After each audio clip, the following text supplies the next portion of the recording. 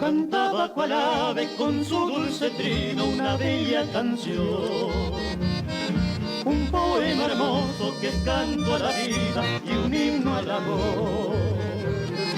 En ella hay ternura, sublime pasión de ensoñación. Sin embargo tiene profunda tristeza en el corazón.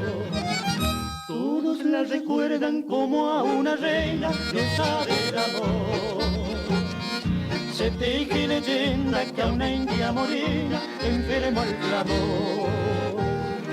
Pedido angustioso de que no marchara su gran ilusión. El indio que un día juró ante el altar su piel